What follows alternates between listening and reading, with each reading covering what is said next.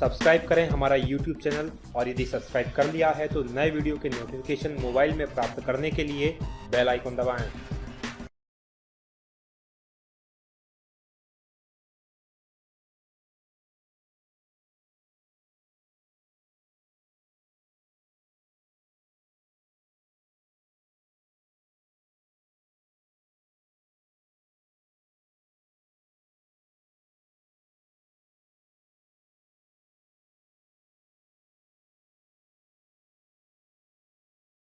साथियों नमस्कार, बहुत स्वागत है आपका डी.एंड.के एकेडमी में। मैं हूं भगवत दांगी, फाउंडर डी.एंड.के एकेडमी। बात करेंगे ज्योग्राफी यानी कि भारत का भूगोल और विश्व का भूगोल दोनों की। ये हमारी नई सीरीज है, पार्ट फर्स्ट है, जिसमें बात कर रहे हैं सुपर 1000 मोस्ट आईएमपी एमसीक्यूज की। ये जो एमसीक्यूज होंगे ये आपको आईएएस, एमपीपीएससी, व्यापम और एसएससी बैंक जितने भी एग्जाम होते हैं सभी के लिए इंपॉर्टेंट होंगे।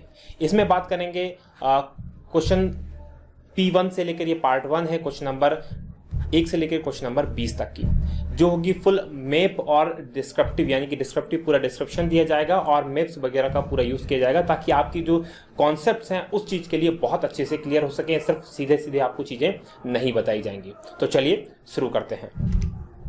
देखिए, बात करेंगे पहले क्वेश्चन की। तो पहला क्वेश्चन है कि अधिकांश भारतीय किस समूह से संबंधित हैं। ध्यान दीजिएगा, किस समूह से संबंधित है। नृजातीय समूह की यहां पर बात की गई है।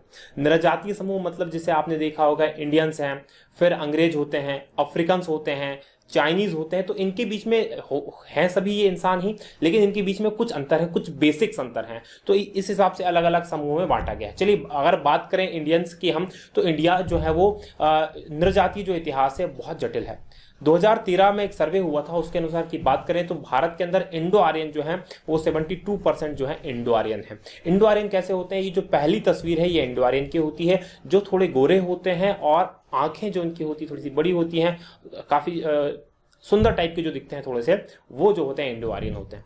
फिर दूसरी जो प्रजाति भारत के अंदर पाई जाती है वो द्रविडियन की है। लगभग 25% भारत के अंदर द्रविडियन पाए जाते हैं। जो साउथ इंडियन होते हैं, जो दूसरी तस्वीर आप देख रहे हैं वो द्रविडियन फैमिली की है। जो साउथ इंडियन होते हैं वो द्रविडियन समूह से आते हैं।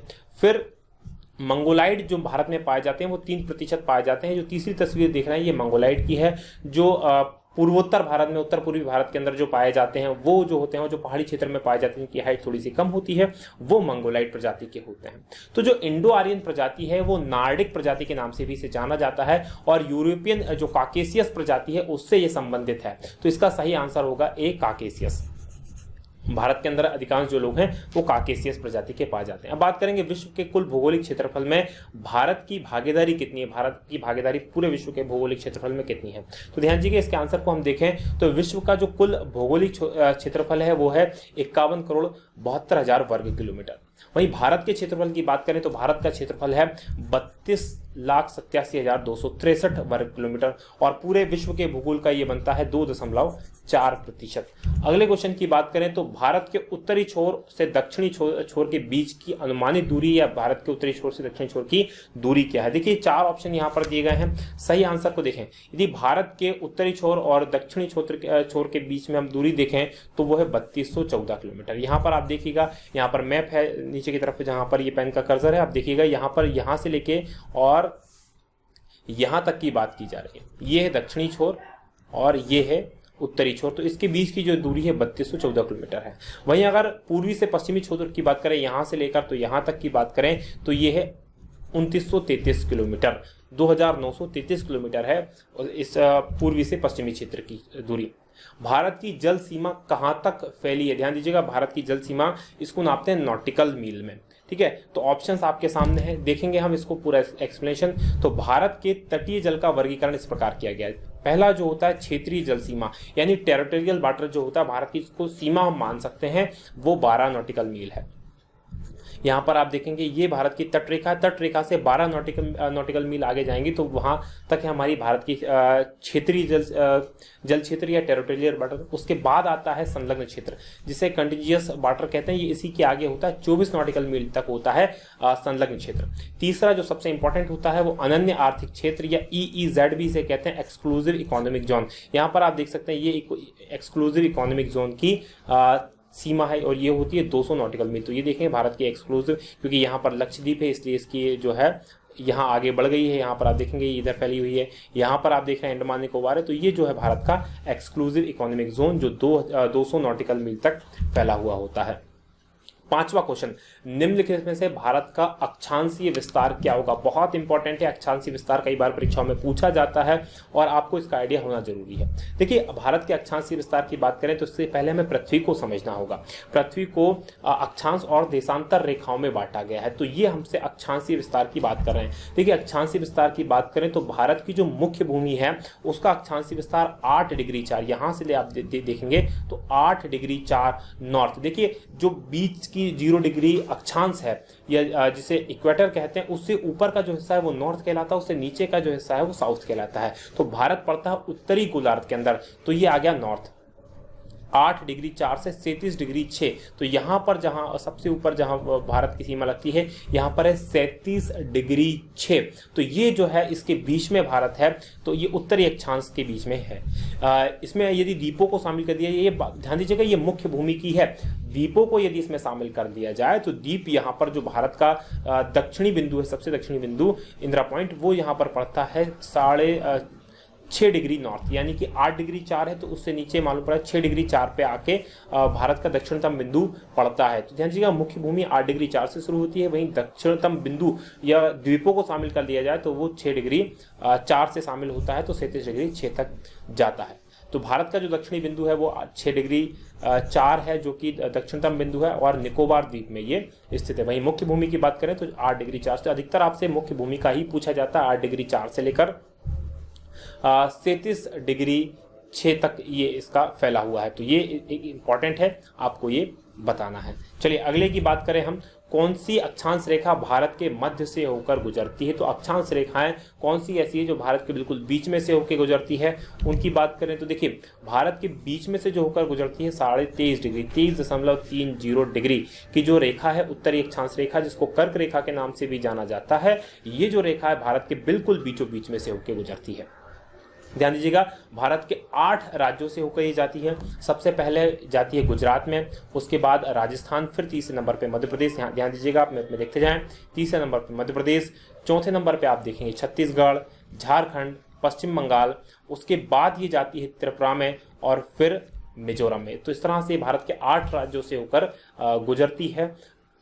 जो उत्तरी अक्षांश रेखा होती है उसे कर्क रेखा कहते हैं। इसी तरह से 23.5 डिग्री दक्षिण में भी एक अक्षांश रेखा होती है जिसे मकर रेखा कहा जाता है। 2 संक्रांतियां होती है, मकर संक्रांति, कर्क संक्रांति। तो ये जब सूरज अलग अलग समय पे अपनी पोजीशंस बदलता है तो उसके ये उस समय इसका मापन किया जाता है। बात करेंगे भारत का मानक समय यानी भारत का इंडियन स्टैंडर्ड टाइम कितनी देशांतर का स्थानीय समय है, कौन सी देशांतर के स्थानीय समय को हमने भारत का मानक समय माना है कि ये पूरे भारत के लिए एप्लीकेबल होगा।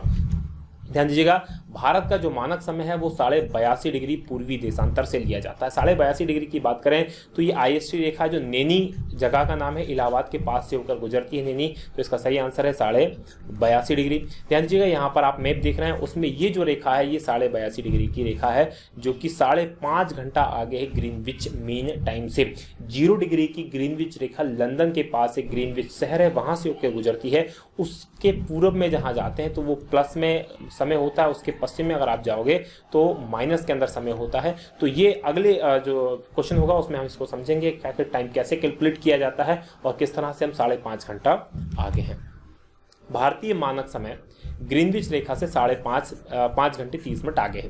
वहीं ईरानी मानक समय की बात करें तो ईरानी मानक समय 2 घंटे हमसे पीछे। तो कौन सा देशांतर जो होगा ईरानी मानक समय का निर्धारण करता है, जबकि भारत का जो स्थानीय देशांतर है वो 82.5 डिग्री है। 82.5 डिग्री से भारत के समय का निर्धारण होता है, तो ईरान के समय का निर्धारण कहाँ से होगा? चलिए इसको थोड़ा सा हम विस्तार से समझने का प्रयास करेंगे। अब आप ध्यान दीजिए मैप पे आप देख रहे होंगे कि ये 0 डिग्री की जो रेखा है, ये यहाँ पर आप देख रहे होंगे, ये 0 डिग्री की रेखा है और ये 0 डिग्री की रेखा जो है ये लंदन के पास ग्रीनविच शहर है, यहाँ से होकर गुजरती है। इसके जो इस तरफ क्षेत्र पड़ते हैं वो रहते हैं माइनस में और इस तरफ जो पड़ते हैं वो रहते हैं प्लस के अंदर। तो भारत जो है 5.5 घंटा आगे है GMT से। GMT प्लस, GMT आपने मोबाइल में टाइम सेट किया होगा या किसी भी डिवाइस में जब आप टाइम सेट करते तो आप देखेंगे प्लस GMT प्लस 530। तो ये आखिर GMT 530 क्या है, थोड़ा सा इसको समझिए। देखिए क्या हो, पृथ्वी है गोल, और कोई भी चीज जो गोल होती है उसके जो टोटल डिग्री होता है 360 डिग्री का वो कोण बनाती है, 360 डिग्री में वो डिवाइडेड होती है। और पृथ्वी अपने अक्ष पर यानी 24 घंटे के अंदर 360 डिग्री घूम जाती है। यदि इसको 24 से डिवाइड करें तो हमारे पास आएगा 15, यानी कि 1 घंटे के अंदर पृथ्वी जो है 15 डिग्री घूम जाती है। फिर से ध्यान दीजिएगा, 360 डिग्री टोटल होते हैं, यदि 24 घंटे से उसे डिवाइड करें तो 1 घंटे में पृथ्वी जो है 15 डिग्री आगे बढ़ जाता है, समय जो होता है 15 डिग्री आगे बढ़ जाता है। अब यदि इसी को हम मिनट के अंदर कन्वर्ट करें, यानी कि जो 1 घंटा होता है 60 मिनट में कितना डिग्री आगे बढ़ रहा है, 15 डिग्री आगे बढ़ रहा है। तो कितना 1 डिग्री कितने मिनट में आगे बढ़ेगा, तो 4 मिनट में जो है 1 डिग्री आगे बढ़ जाएगा।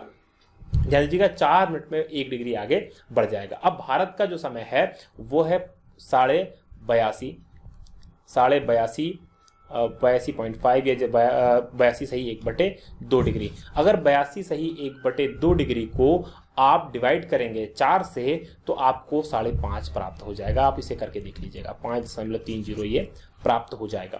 तो ये एक इंपॉर्टेंट है। इस तरह से जैसे कि आप देखें 15 डिग्री पे 15 डिग्री गई तो जो अगर 15 डिग्री आगे बढ़ा तो समय 1 घंटा आगे बढ़ गया। फिर 15 डिग्री से आगे यहाँ दीजिएगा, ध्यान दीजिएगा, यहाँ पर ये 0 डिग्री है, 0 से 15 गया तो 1 घंटा आगे, 30 गया 2 घंटा आगे, 30 और 30 60 गया तो 4 घंटा आगे। ठीक है, 60 में फिर 15 मिलाया अपन ने तो 75 अगर गया तो 5 घंटा आगे। और भारत कितने पे, 82.5, तो 7.5 यानी आधा घंटा और मिलाया तो 5.5 हो गया। तो इस तरह से 82.5 और 0 के बीच में जो होगा, 0 डिग्री से 82 डिग्री में 5.5 घंटे का अंतर होगा। वहीं आप बात करें हम ईरान की, तो ईरान का मानक समय हमसे कितना है, 2 घंटे पहले पीछे पड़ जाता है, 2 घंटे पहले। तो ईरान हमसे इस तरफ होगा। ठीक है, यानी कि हम 5.5 घंटा आगे हैं ग्रीनविच मीन टाइम से, तो ईरान कितना होगा, 3.5 घंटा आगे होगा। और 3.5 घंटे आगे अगर होगा तो उसको कैलकुलेशन आप करेंगे तो वो आएगा 52.30 पूर्वी देशांतर पर ये होगा। किस तरह से होगा, 52.30 पूर्वी देशांतर को आप गुणा कर दीजिए 4 से, 52.30 गुणा कर दीजिए 4 से, और वो 3.5 घंटे का उसे आप कन्वर्ट कर दीजिए घंटों में मिनट्स को, तो ये आपका आ जाएगा। तो ये आप करके देख लीजिएगा, बहुत इजी है।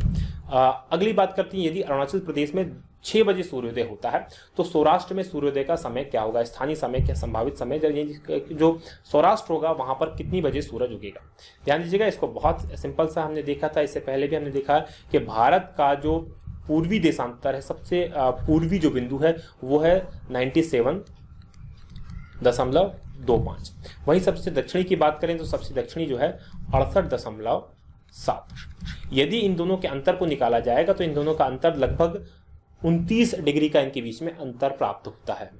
अब हमने देखा था कि 1 डिग्री को चलने में पृथ्वी को लगते हैं 4 मिनट, तो 29 डिग्री में 4 का गुणा कर दीजिए, ये प्राप्त होगा आपका 116। अब इसको कन्वर्ट कर दीजिए घंटे में, तो ये 1 घंटा 56 मिनट के लगभग आपका बनता है। तो यानी 1 घंटा 56 मिनट का अंतर होगा। तो पहले सूर्य कहाँ उग रहा है, 6 बजे पहले उगेगा अरुणाचल प्रदेश में। सौराष्ट्र जो है वो गुजरात में पड़ता है, ये वाला भाग जो सौराष्ट्र कहलाता है, यहाँ लगभग 2 घंटे बाद यानी कि 8 बजे के आसपास सूर्योदय होगा। तो बहुत इजी तरीके से आपको समझ में आ गया। अब बात करेंगे मन्नार की खाड़ी कहाँ स्थित है, बहुत इंपॉर्टेंट खाड़ी है। सबसे पहले यहाँ एक शब्द आया खाड़ी का, आखिर ये खाड़ी क्या होती है इसको हम समझने का प्रयास करेंगे, उसके बाद मन्नार की खाड़ी को हम देखेंगे। देखिए खाड़ी क्या होती है, ऐसा कोई पानी का स्थल जो 3 तरफ से जमीन से घिरा हो। तो एक तरफ ये जमीन है, दूसरी तरफ ये भूमि है और तीसरी तरफ ये भूमि है। तो ये जो है ये क्षेत्र कहलाएगा खाड़ी, जो 3 तरफ से जमीन से घिरा हो, एक तरफ से पानी से घिरा हो, तो वो कहलाता है खाड़ी। प्रायद्वीप जस्ट इसका उल्टा होता है, जो 3 तरफ से पानी से घिरा हो, एक तरफ से जमीन से घिरा हो, वो प्रायद्वीप कहलाता है। जैसे भारत का भारतीय प्रायद्वीप है, ये वाला ऊपर भी हमारे ध्यान दीजिएगा जमीन है, इस तरफ भी पानी है, इस तरफ भी पानी है, नीचे भी पानी है, तो ये जो है प्रायद्वीप कहलाता है। अब मन्नार की खाड़ी की बात करें, मन्नार की खाड़ी जो है वो इंडियन ओशियन में है, हिंद महासागर में का भाग है। तमिलनाडु जो राज्य है उसके दक्षिण पूर्व में, तमिलनाडु राज्य यहाँ पर देखिए, उसके दक्षिण पूर्व में ये देखिएगा दक्षिण पूर्व में स्थित है। श्रीलंका यहाँ पर है, ये श्रीलंका के जस्ट अपोजिट पश्चिम में स्थित है।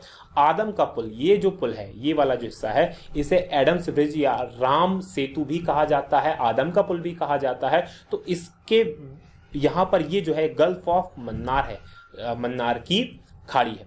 वहीं जो है पाक की खाड़ी जो है इसको यहाँ पर ये वाली जो खाड़ी है ये पाक की खाड़ी कहलाती है। तो ये बीच की जो जगह है ये एडम पुल है। एडम पुल जो है पाक की खाड़ी और मन्नार की खाड़ी को अलग करता है। वहीं आपने कई बार ये प्रश्न पूछा गया है कि श्रीलंका को भारत से कौन सी स्ट्रेट अलग करती, तो पाक जल संधि या पाक जल स्ट्रेट जो है वो यहाँ पर है। ये जल संधि क्या होती है? जल संधि जो दो भूमियों को अलग करने वाली वाटर बॉडी होती है, नैरो वाटर बॉडी, वो जल संधि कहलाती है। तो यहाँ पर जो है ये जो वाटर बॉडी है, यहाँ पर भारत है इस तरफ और ये है श्रीलंका। तो इनके बीच को जो अलग कर रही है वो पाक जल स्ट्रेट कहलाती है, जो भारत और श्रीलंका को अलग करती है। भारत का दक्षिणतम बिंदु क्या है? बहुत इंपॉर्टेंट है भारत का दक्षिणतम बिंदु। देखिए, भारत का दक्षिणतम बिंदु दो इंपॉर्टेंट है। मुख्य भूमि का दक्षिणतम बिंदु अलग होगा और जो भारत का दक्षिणतम बिंदु अलग होगा, क्योंकि मुख्य भूमि कहाँ समाप्त हो जाती है? वो हो जाती है कन्याकुमारी में जाके। लेकिन भारत का जो दक्षिणतम बिंदु जाता है वो अंडमान निकोबार द्वीप समूह में। यहाँ पर जो निकोबार है, निकोबार में ग्रेट निकोबार जो है वहां पर 6.4 डिग्री नॉर्थ उत्तरी जो अक्षांश होता है वहां पर इंदिरा पॉइंट के नाम से इसको जाना जाता है। तो ग्रेट निकोबार द्वीप में है, इंदिरा पॉइंट के नाम से इसे जाना जाता है। ये इसकी तस्वीर आप देख सकते हैं। ये जो है ग्रेट निकोबार द्वीप में वो जगह है जिसको इंदिरा पॉइंट के नाम से जाना जाता है। भारत का दक्षिणतम बिंदु है। और ध्यान दीजिएगा, ये इंदिरा है, इंदिरा गांधी के नाम से बिल्कुल भी नहीं है। ये जो देवी लक्ष्मी है हिंदू मैथोलॉजी में, देवी लक्ष्मी में उनका एक नाम है इंदिरा। ये इंदिरा गांधी के नाम पर इसका नाम इंदिरा पॉइंट नहीं रखा गया है। तो ये एक इंपॉर्टेंट है। भारत की मुख्य भूमि का दक्षिणतम बिंदु क्या है? तो भारत की जो मुख्य भूमि है मैंने आपको पहले ही बताया था, लेकिन इसमें नाम आपको समझ में नहीं आएगा शायद। तो केप कैमोरीन, केलीमेरे बिंदु, निकोबार आइलैंड में इंदिरा बिंदु, ये त्रिवेंद्रम में कोवलम। तो ये इनमें से अलग अलग है। आप देखिएगा जो मुख्य भूमि है, क्योंकि मुख्य भूमि में नहीं आता। वैसे दक्षिणतम बिंदु तो इंदिरा बिंदु, इंदिरा पॉइंट है, लेकिन वो मुख्य भूमि में नहीं आता है। तो इसका सही आंसर है केप कॉमरिन। केप कॉमरिन क्या है? देखिए, भारत की जो दक्षिणतम भूमि है वो केप कॉमरिन के पास कन्याकुमारी तमिलनाडु तक यहाँ पर फैली हुई है। कन्याकुमारी का जो ये वाला जो हिस्सा है, ये रॉक जो आपको दिखाई दे रही है यहाँ पर, इस जगह ये रॉक है और इसको कहा जाता है केप कॉमरिन। तो ये है 8 डिग्री 4 उत्तरी अक्षांश पर। विश्व की कुल जनसंख्या का कितना प्रतिशत भारत के अंदर रहता है? तो बहुत सिंपल सा क्वेश्चन है, इसमें कुछ ज़्यादा समझाने की जरूरत नहीं है। 17.49% जो विश्व की जनसंख्या उसका कुल भारत में रहता है। लगभग 7 अरब से ज़्यादा विश्व की जनसंख्या हो गई है, तो 1 अरब से ज़्यादा हमारे यहाँ लोग रहते हैं। लगभग 17% हमारे यहाँ लोग रहते हैं। वही बात करेंगे पाकिस्तान से भारत के किन किन राज्यों की सीमा लगती है। बहुत इंपॉर्टेंट है, पाकिस्तान से भारत के कई राज्यों की सीमा लगती है। जैसे आप इस तस्वीर में, इस मैप में आप देखिएगा, यहाँ पर जम्मू कश्मीर है तो जम्मू कश्मीर की सीमा लगती है पाकिस्तान के साथ। पंजाब है, पंजाब की सीमा लगती है।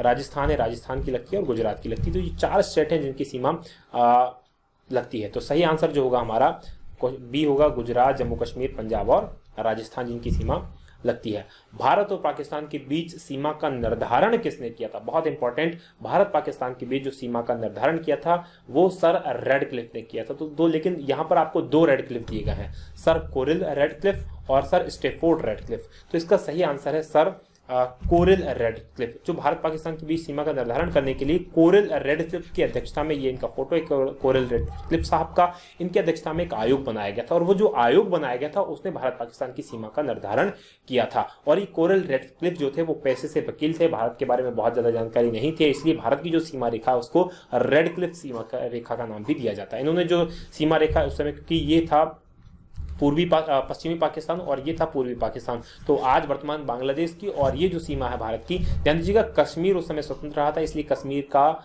जो आज भी डिस्प्यूट हमारे साथ उसका है, कश्मीर की सीमा का निर्धारण उस समय नहीं किया गया था। तो ये एक इंपॉर्टेंट चीज है।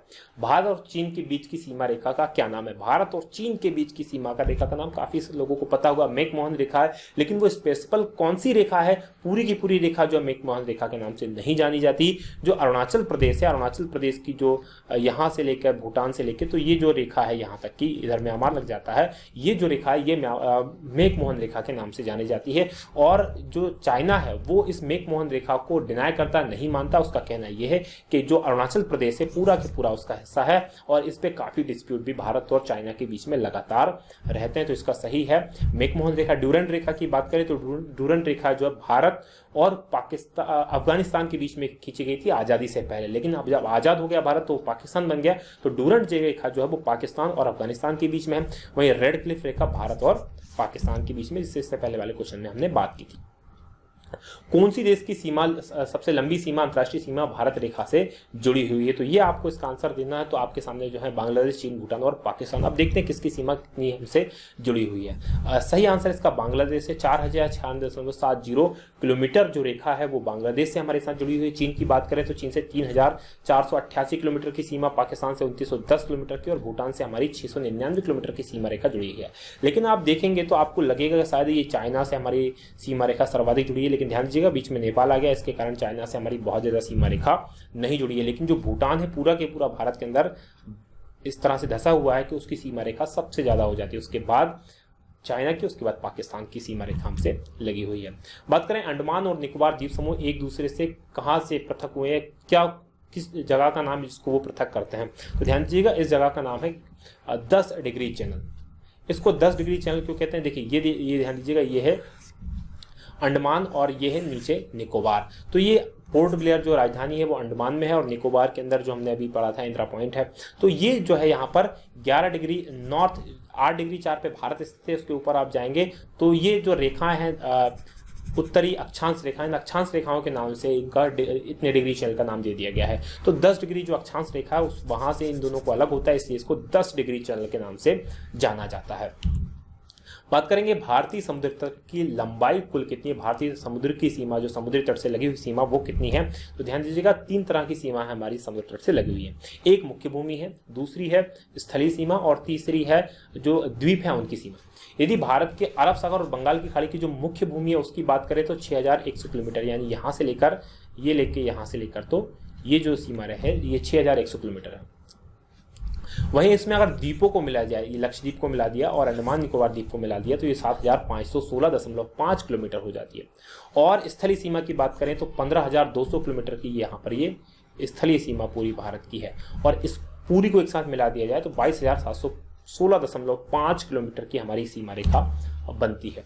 सियाचिन क्या है? बहुत इंपॉर्टेंट है, आखिरी क्वेश्चन है सीरीज का। सियाचिन बहुत ही इंपॉर्टेंट है और आपको समझना जरूरी होती है। हमारी सेना जो है लगातार वहां पर लड़ रही है और परीक्षाओं के माध्यम से बहुत इंपॉर्टेंट हो जाता है, क्योंकि 1-2 हादसे वहां पर बड़े बड़े हो गए। तो इसके बहुत विस्तार से इसको समझें कि आखिर सियाचिन क्या है। सियाचिन देखिए भारत और जम्मू कश्मीर राज्य में, भारत के जम्मू कश्मीर राज्य में स्थित एक विशाल ग्लेशियर है। ग्लेशियर क्या है? जिसे हिमनद कहते हैं। वो ग्लेशियर जो बर्फ के रूप में पानी होता है वो बर्फ के रूप में जमा होता है, उसे हिमनद कहते हैं, हिमनदी कहते हैं। तो वो ग्लेशियर है। पाकिस्तान और भारत के बीच यहाँ पर विवाद है। ध्यान दीजिएगा। अब आप नक्शे पे ध्यान दें। ये आपने देखा होगा, ये भारत का जम्मू कश्मीर राज्य है। तो ये जो ये वाला जो कलर है, कम पीला जो कलर है वो है भारत, जिस कश्मीर पे हमारा कब्जा है वो। ये जो क्षेत्र है यह जिस पर कि पाकिस्तान का या पीओके जो है पाकिस्तान ऑक्यूपाइड कश्मीर है, और ये जो कश्मीर है इसे पाकिस्तान आज़ाद कश्मीर के नाम से कहता है। इस पर भी पाकिस्तान का कब्जा है, अवैध कब्जा। ये जो क्षेत्र है ये इसे अक्साई चीन के नाम से जाना जाता है। 1962 का जो युद्ध हुआ था उसमें चीन ने हमसे ये उस समय से इस पर कब्जा किया हुआ है चीन का। तो ये देखिए अक्साई चीन का क्षेत्र है। हम भारत का नक्शा दिखाई देगा तो ये पूरा ये और ये सब भारत के नक्शे में हम दिखाई देते हैं, लेकिन इस पर भी हमारा सिर्फ कंट्रोल जो है वो इसी भाग पर हमारा कंट्रोल है।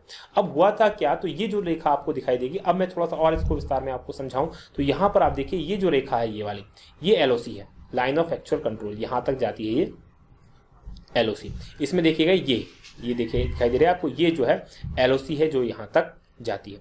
अब यहां से पाकिस्तान का मत दूसरा हो जाता है। पाकिस्तान, ध्यान दीजिएगा, पाकिस्तान कहता है कि एलओसी यहां तक जाती है, यानी सियाचिन ग्लेशियर ये पीओके में पड़ता है। जबकि हमारा कहना है कि नहीं साहब ये यहां से नहीं जाती, हमारा तो पूरा के पूरा ये क्षेत्र ही हमारा है, ये वाला क्षेत्र हमारा है। तो इसलिए हमने क्या किया हुआ है, हमने पाकिस्तान को यहां पर रोक के रखा हुआ है। ये जो क्षेत्र है यहां पर हमने पाकिस्तान को रोक के रखा हुआ। ध्यान दीजिएगा ये कारगिल है, जहां पर कारगिल वाले 1999 में हुआ था, और ये इंडियन आर्मी का, माफ कीजिएगा नेवी का नहीं, इंडियन आर्मी का बेस कैंप है। और यहाँ पर हमने एलओसी पे हमारी सेनाएं लगी रहती हैं। बहुत